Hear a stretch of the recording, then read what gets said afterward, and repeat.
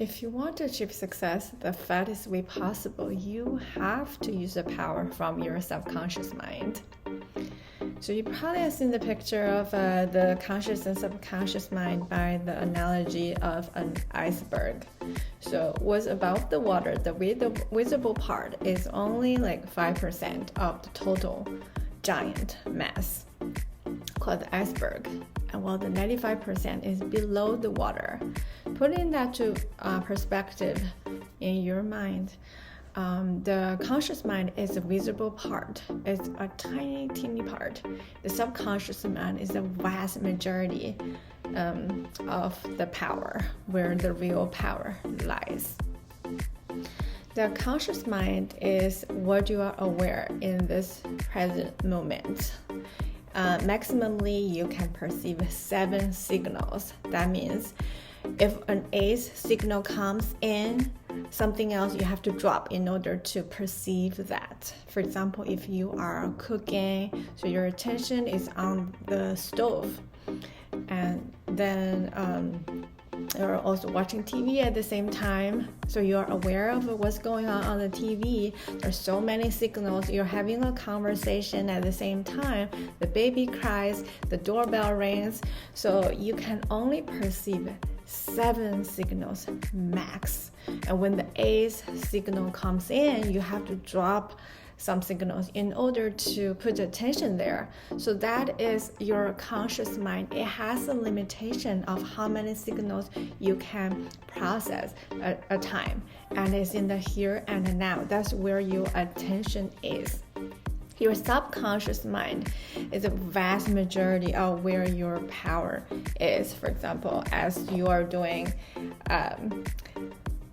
work or driving or whatever you are doing, your bodily functions are taken care of by your subconscious mind. You do not need to consciously calculate how many breaths you need to take, how many heartbeats you need to do, etc. These are all taken care of by your subconscious mind, even though you are not consciously aware of it. You do not need to put attention there in order to perceive. So that is the difference. And in terms of memory, your conscious mind is in charge of the short-term memory. For example, what you had for dinner last night, you can recall that. So it's in your conscious mind. Well, distant memories are in your subconscious mind. All your memories from past, present, and sometimes future are all in your subconscious mind. So there is no time in the subconscious mind. Some memories might be from your distant past, deeply buried in your subconscious mind, but it might be operating in the background, that determining how you react now, how you make decisions. If you have a fear of failure from your past, for example, maybe you're learning how to ride a bicycle, or maybe at school you were not performing well, someone said something bad about you, laughed at you. That memory, by now, like maybe 10, 20 years later, and today, you don't consciously recall that memory all the time, right? Because you have more things you need your attention. But in this background, in your subconscious mind, it is still operating and may create fear. When you start a business, for example, you perceive there is a fear of failure. Maybe someone will laugh at you. That same emotion from your distant past is operating in your here and now without your conscious awareness. So that is something important to look at, is when you embark on an endeavor to see what is holding you back. It may not be something you know, may not be in your conscious awareness. How do you tune in to your subconscious mind to find out that mental block? One way to do is to quiet your conscious mind so that the subconscious mind can come to the surface. Imagine that you're walking into a conference room where there's AC going on. You come from the outside, very hot. You come to this room with cool air, with AC. You can hear the humming of the AC as you're walking in. You are aware of that noise. But as you join the conversation, all your attention is poured into that conversation. And then slowly, that humming of the AC falls into the background. You no longer give it attention. You put your attention somewhere else. So that's exactly how the conscious and subconscious mind works. There's signals in the subconscious mind might appear weak to you, because you are attending to your current, the here and now. You may not be paying attention to the subconscious mind in order to hear, to feel, to perceive that faint signal.